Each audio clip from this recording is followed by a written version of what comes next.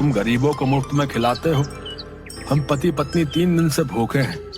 भूख से हमारी हालत खराब है। क्या तुम हम दोनों को छोले भटूरे खिला सकते हो? हमारे पास पैसे नहीं हैं। माफ करो बाबा, आज मैं किसी को मुफ्त में नहीं खिला रहा। बाबूलाल की बात सुनकर वहाँ पर खड़े हुए लोग बाबूलाल को देखकर हंसने लगे।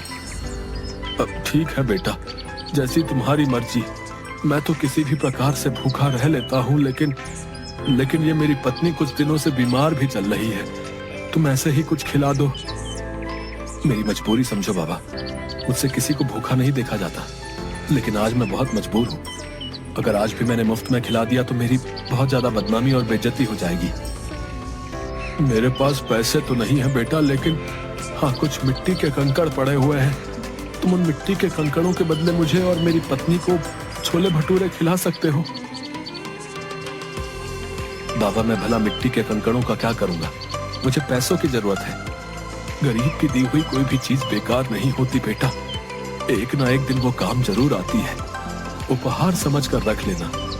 बाबूलाल को उस बुजुर्ग पर बहुत ज्यादा तरस आया। ठीक है बाबा, लाओ उन मिट्टी के कंकड़ों को तो मैं तुम्हारा आशीर्वाद समझकर रख लेता हूँ। तुम दोनों जितना खा सकते हो उतना खा लो। उस बूढ़े ने एक पोटली बाबूलाल के हाथों में थमा दी।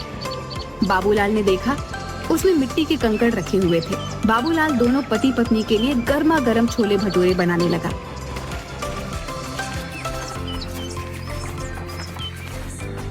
तभी वहाँ पर ठेला लगाकर खड़ा हुआ नरेश बाबूलाल से बोला, अरे इन मिट्टी के कंकड़ों से तू भला कैसे सीताराम और मोहनलाल का कर्जा चुकाएगा रे?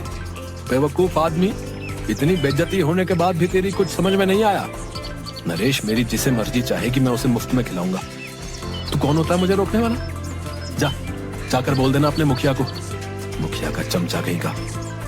3 दिन बाद जब मुखिया उन दोनों से तेरे सर पर चप्पलें पड़वाएगा ना, उस दिन मैं तुझसे बात करूंगा। हाँ, मुझे भगवान पर पूरा विश्वास है, वो दिन कभी नहीं आएगा। इतना कहकर बाबूलाल फिर से छोले भटूरे बनाने लगा, मगर देखते ही देखते वह बूढ़े पति पत्नी बाबूलाल के सारे छोले भटूरे खा गए। बाबूलाल जरा सा चेहरा लिए उन्हें देखता रह गया। उसने देखा उसके ठेले पर अब कुछ भी नहीं बचा था। बाबूलाल चुपचाप अपने घर चला गया। क्या हुआ, आज दोपहर में ही कैसे चले आए? कहीं आज भी सारे छोले भटूरे कहीं बांट तो नहीं है? निर्मला, मुझसे इस वक्त बात मत करो। अरे तो फिर और किससे बात करूं? अपना सर दीवारों पर मारूं क्या? मेरी तो सोच सोच के हालत खराब होते जा रही है कि 2 दिन बाद क्या होगा। वैसे तुम कभी शाम से पहले घर नहीं आते, आज क्या हुआ? बाबूलाल ने अपनी पत्नी को सारी घटना बता दी। हे भगवान, इस आदमी का मैं क्या करूं? इसने तो बेवकूफीपन की सारी हदें पार कर दी। अरे उन दोनों को सारे छोले भटूरे खिलाने की क्या जरूरत थी? मुझे क्या पता नहीं था।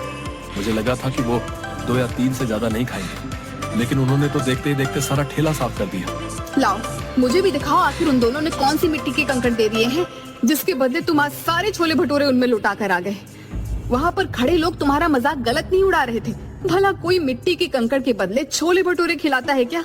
मैंने उन मिट्टी के कंकड़ के बदले उन्हें छोले भटूरे नहीं खिलाया नहीं था।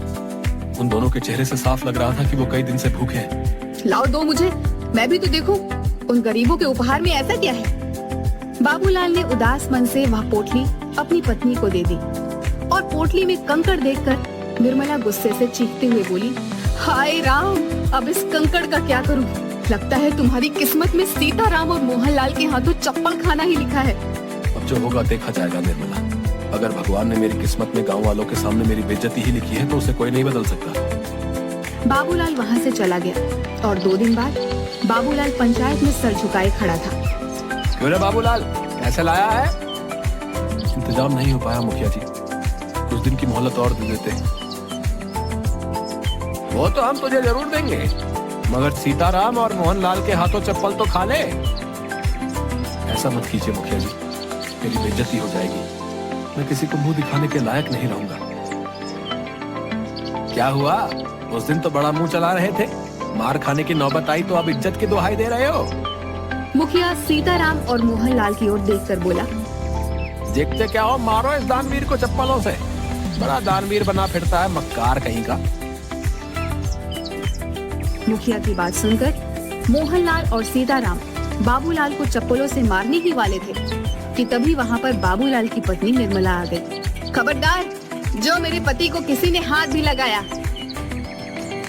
क्यों रे बाबूलाल की पत्नी, तुझे पता नहीं तेरे पति ने दोनों से कर्जा लिया था?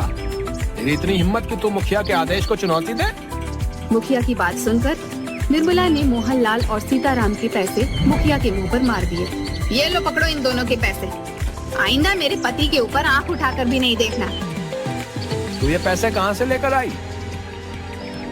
तुम्हें इससे मतलब? तुम्हें इनके सारे पैसे चाहिए थे ना, और इनके पैसे मैंने तुम्हारे मुंह पर मार दिए। बाबूलाल निर्मला के पास पैसे देखकर हैरान रह गया। बाबूलाल ने आहिस्ता से निर्मला से पूछा, निर्मला तुम ये पैसे कहाँ से लेकर आई? घर चलो मैं तुम्हें सब बताती हूँ। बाबूलाल निर्मला के साथ घर पर आकर बोला, अब बताओ भी निर्मला तुम ये पैसे कहाँ से लेकर आई? आज जब तुम्हें मोहनलाल और सीताराम पकड़कर ले गए थे तो मैं फूट फूट कर रो रही थी। रोते हुए मुझे अचानक गुस्सा आ गया और मैंने गुस्से में वो पोटली बाहर फेंकने के लिए निकाली जिसमें कंकर थे। मगर जैसे ही उस पोटली में से कंकर फेंके तो उसमें से कंकर नहीं बल्कि बेशकीमती हीरे निकले। मैं तुरंत एक हीरा गिरवी रखकर पैसे ले आई और मुखिया के मुंह पर मार दिए। निर्मला की बात सुनकर बाबूलाल हैरान होकर बोला, लेकिन उसमें तो कंकड़ पत्थर थे। मैं भी हैरान रह गई थी। बहुत सोचने के बाद मुझे एहसास हुआ कि शायद वो दोनों बूढ़े पति पत्नी कोई मायावी लोग थे जो तुम्हारी मदद करने आए थे। निर्मला ने इतना कहा ही था कि तभी दरवाजे पर दस्तक हुई। निर्मला उन हीरों को देखने में खोई हुई थी। बाबूलाल ने जाकर दरवाजा खोल दिया। दरवाजे के बाहर वही बूढ़े पति पत्नी थे जो बाबूलाल की ओर देखकर मुस्कुरा रहे थे। आप दोनों कौन हैं? हम दोनों देव हैं। 2 दिन पहले तुम जिस बरगद के पेड़ के नीचे खड़े होकर भगवान से बातें कर रहे थे, हम दोनों तुम्हारी बातें सुन रहे थे। हमें लगा कि तुम्हारी मदद करनी चाहिए। मैं आप दोनों का कैसे शुक्रिया अदा करूं? अगर तुम्हें हमारा शुक्रिया अदा करना है तो एक बात ध्यान रखना, इन हीरो को बेचने के बाद तुम बहुत ज्यादा अमीर हो जाओगे। लेकिन कभी भी गरीबों को खाना खिलाना मत भूलना।